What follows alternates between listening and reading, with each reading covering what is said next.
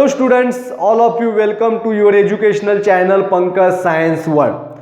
Students, we are studying the chapter Cell Structure and Microorganisms of class 7.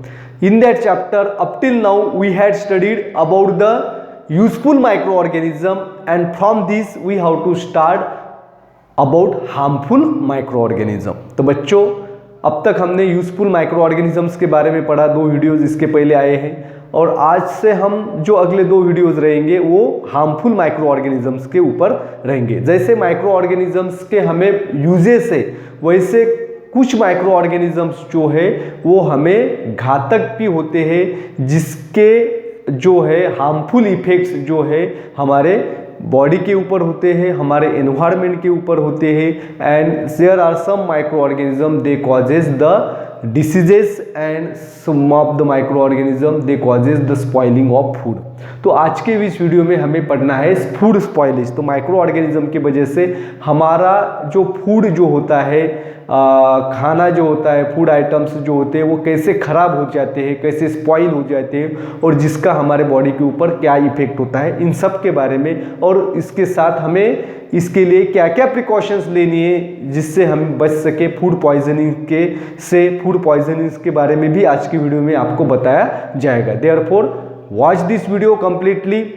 Don't forget to subscribe my channel, and if you like the video then share this video. Now we are going to start the today's topic, harmful microorganisms.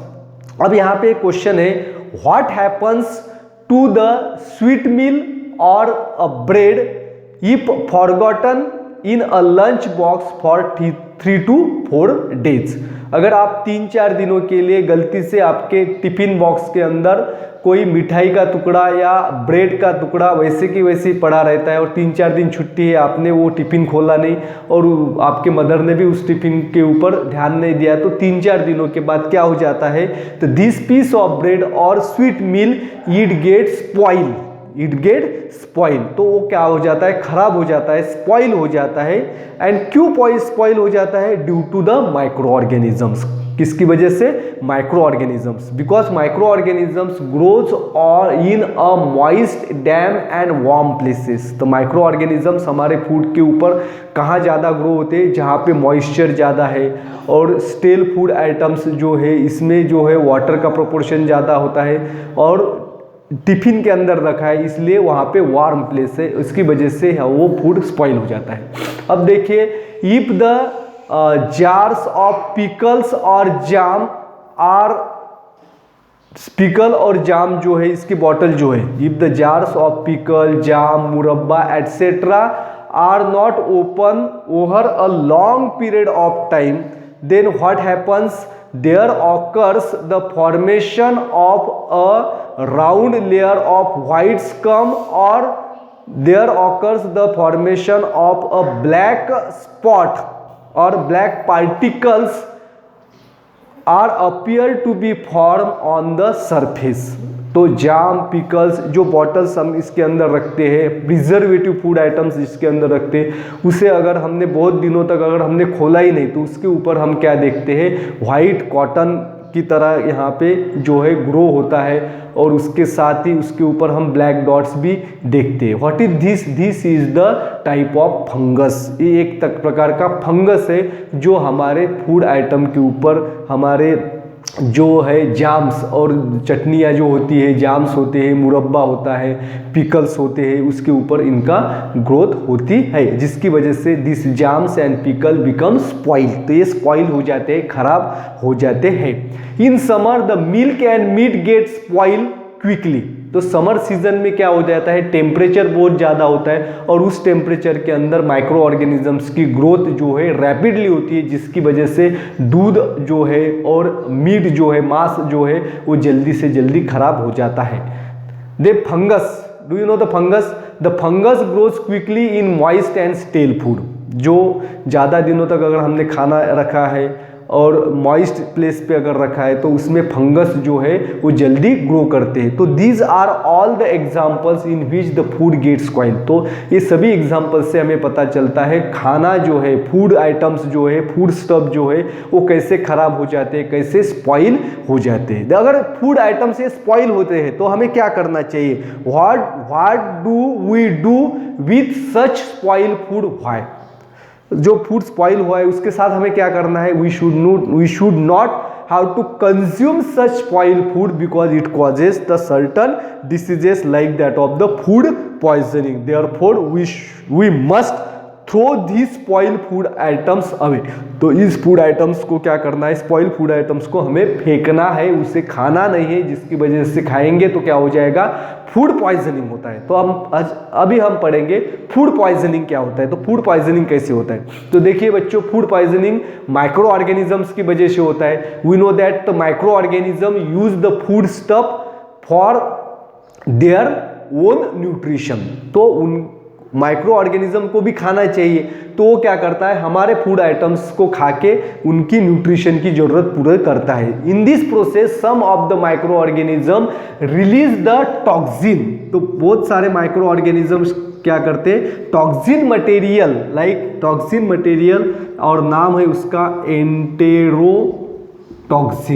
तो enterotoxin नाम का chemical जो है कुछ micro organisms हमारे food के अंदर release करते हैं। Some food micro organism releases this toxin material called as enterotoxin in the food and such toxin spoil the food. और इस टॉक्सिन की वजह से, इस जहरीला होता है, इसकी वजह से हमारा खाना जो है वो फूड आइटम्स जो है वो स्पॉइल हो जाता है।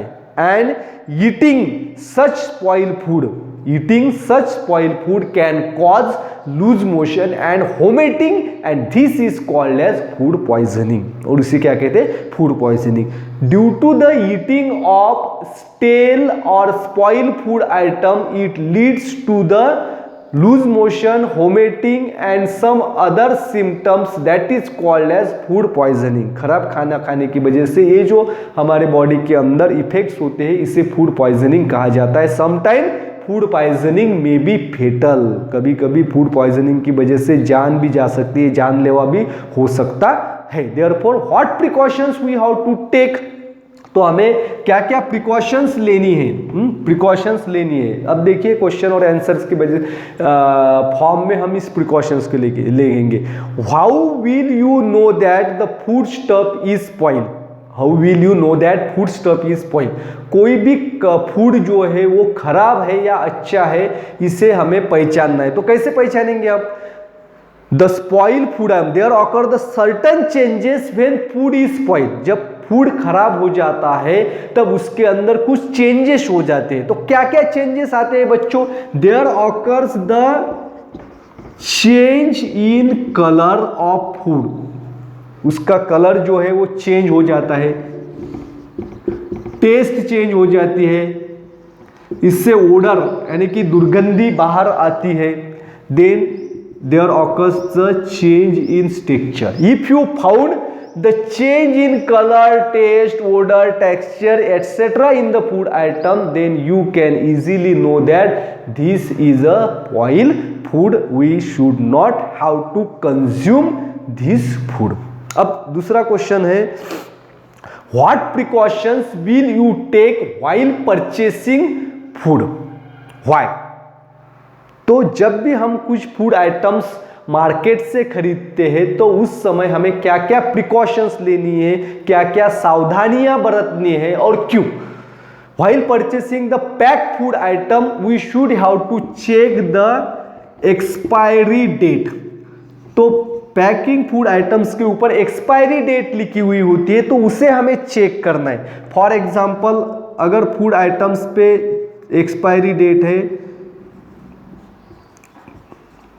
23 अगस्त ऑफ 2020 और इस फूड आइटम्स को अगर हम खरीदते हैं सितंबर मंथ में, फॉर एग्जांपल अगर इसको हम करें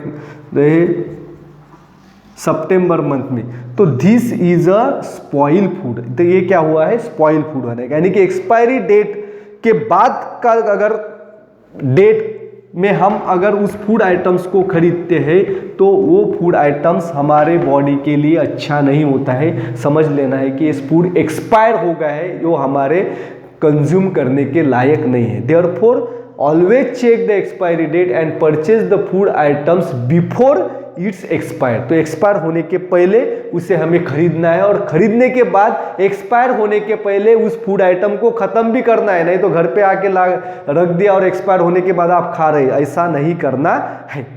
the third question is that why do food poisoning events और the incidents, why do the food poisoning incidents occurs during marriage and other community feast. जब भी जहाँ पे कोई विवाह समारोह होता है, कम्युनिटी फीस्ट होती है, जहाँ पे बहुत लोगों को एक ही जगह पे खाना दिया जाता है, तो उस समय वहाँ पे फूड पॉइजनिंग के केसेस ज़्यादा होते हैं। इसका रीज़न क्या है? Because during such large events the food is not properly handle, food is not properly kept at a safe and hygienic place, due to which there occurs the growth of microorganism and these microorganisms spoil the food and which leads to the food poisoning। तो क्या reason होता है? क्योंकि इस तरह बड़े समारोह जो होता है तो उस समय जो फूड आइटम्स जो है खाना बनाते वक्त जो रॉ मटेरियल्स जो यूज़ करते तो उसको प्रॉपरली हैंडल नहीं किया जाता, वॉश नहीं किया जाता, सही जगह पे उसे नहीं रखा जाता, उसकी वजह से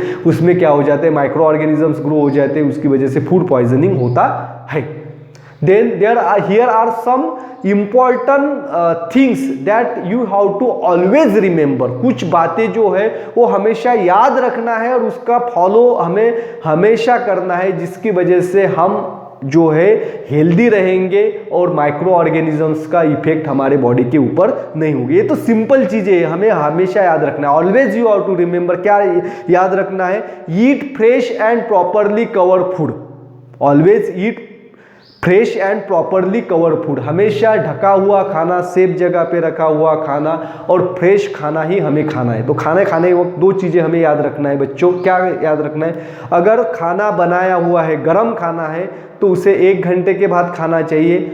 एकदम गरम खाना नहीं खाना चाहिए, 1 घंटे के बाद हम उसे खा सकते हैं। और फ्रिज से अगर हम कुछ चीज़ें निकालते हैं, जैसे आइसक्रीम है या मिल्क है या कोई भी फ्रूट्स है, तो उससे फ्रिज से निकालने के बाद 1 घंटे के बाद खाना चाहिए, क्योंकि 1 घंटे के बाद उसका टेम्परेचर जो हो नॉर्मल हो जाएगा, उसके बाद खाना हमारे बॉडी के लिए सेफ होए। तो हमेशा हमें फ्रेश और ढका हुआ खाना ही खाना चाहिए। ड्रिंक बॉइल वाटर, तो हमेशा generally specially during the rainy season, बरसात के दिनों में बॉइल वाटर हमें पीना चाहिए, क्योंकि वाटर के अंदर भी माइक्रो ऑर्गेनिजम्स होते हैं और उसे गर्म करने के बाद माइक्रो ऑर्गेनिज्म उसमें खत्म होते हैं और such water is safe for drinking. Another case is very important. Now we are suffering from the कोविड-19, दैट इज कोरोना वायरस से हम लड़ रहे हैं, तो अभी हमें मास्क का इस्तेमाल करना चाहिए।